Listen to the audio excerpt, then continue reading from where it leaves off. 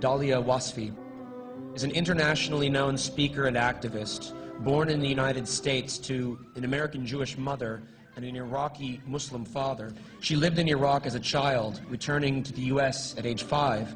After graduating from Swarthmore College with a BA in biology in 1993, she earned her medical degree from the University of Pennsylvania in 1997. Dr. Wasfi has made 2 trips to Iraq to visit her extended family since the 2003 shock and awe invasion, including a 3-month stay in Basra in the spring of 2006.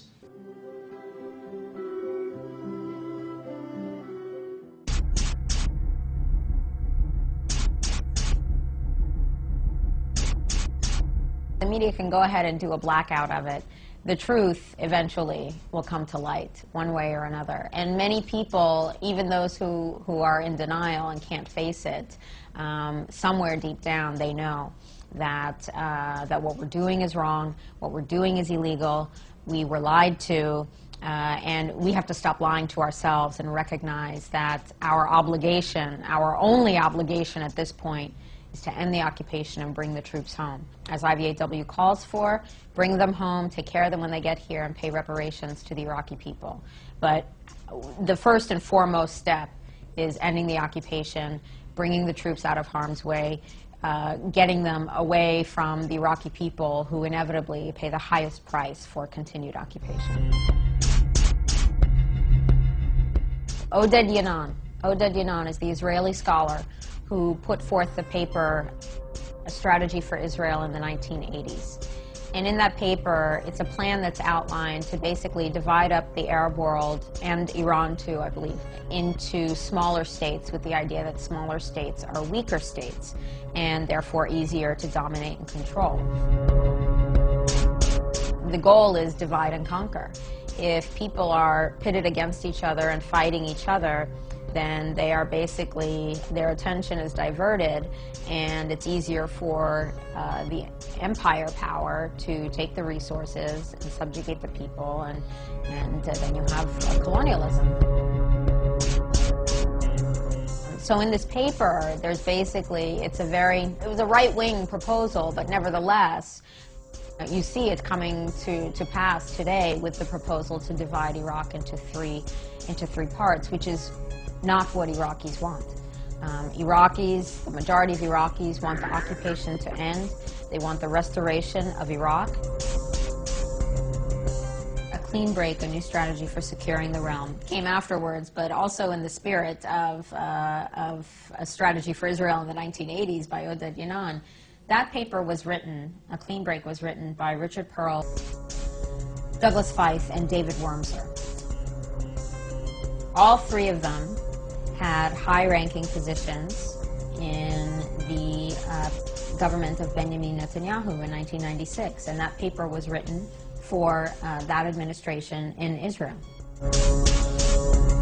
That paper called for 3 major objectives: cutting off peace talks with Yasser Arafat, it was 1996, keep in mind, launching military assaults on the occupied territories of Palestine, and those 2 things ended up happening. And the third objective was deposing Saddam Hussein. So, 2002, Richard Pearl, Douglas Feith, and David Wormser are now all high-ranking members of the Bush administration.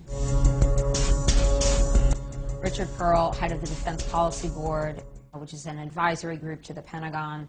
A third of its members had ties to companies that got billions of dollars of contracts when we decided to go to war. So again, conflict of interest. But he was involved, and he was a big cheerleader for attacking Iraq. A high-ranking member of the U.S. administration that was formerly a high-ranking member of the Likud administration. So Americans need to have that information and then ask themselves, where does their loyalty lie? Whose agenda does this serve? Who does this benefit? Does it benefit the American people?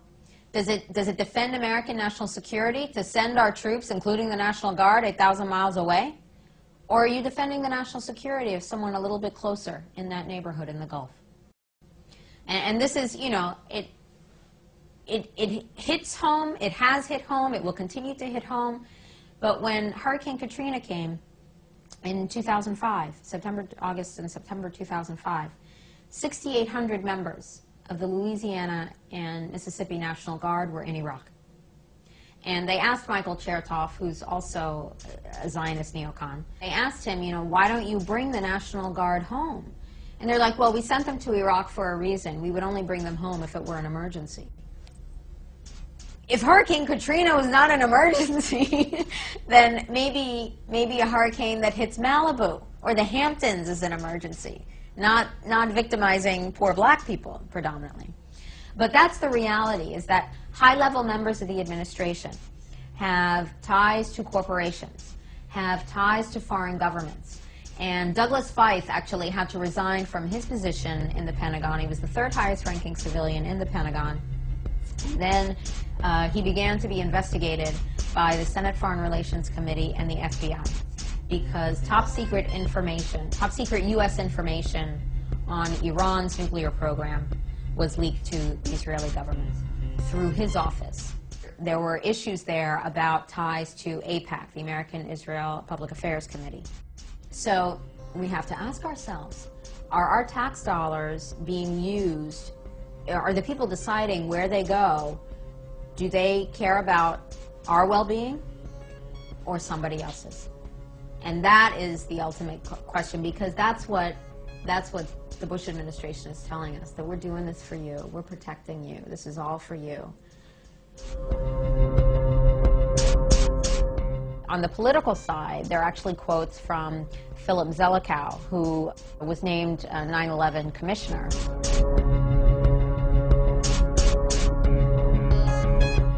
He's one of the neoconservative Zionists who is in the Bush administration's cabal at the time of the invasion.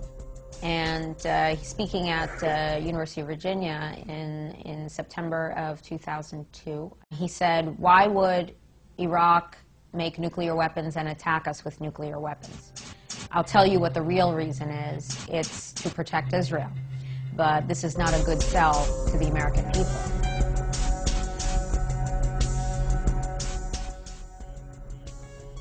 So rather than saying to the American people, Bush says, you know, we need you to send your sons and daughters to go kill and be killed for control of oil and Israeli national security, this is not going to go over well with the general public.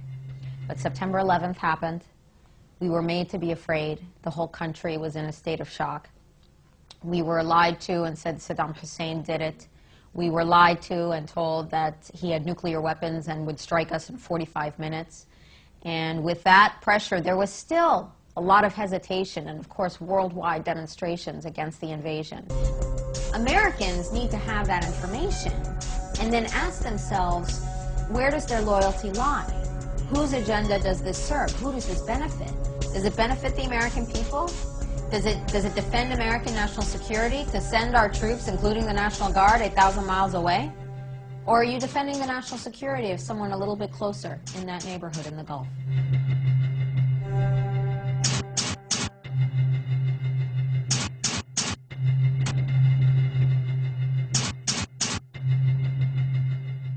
I don't know if they're Israeli citizens. It doesn't take much to get Israeli citizenship. You show up and you show proof that you're Jewish and you're a citizen.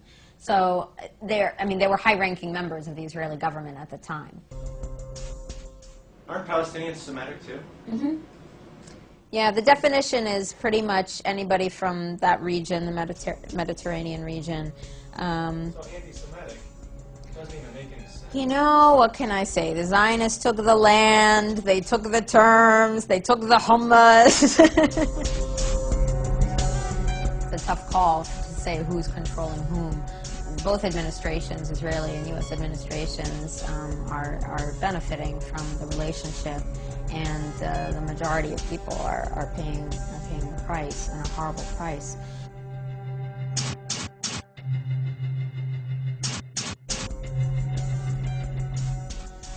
An American Jewish mother and an Iraqi Muslim father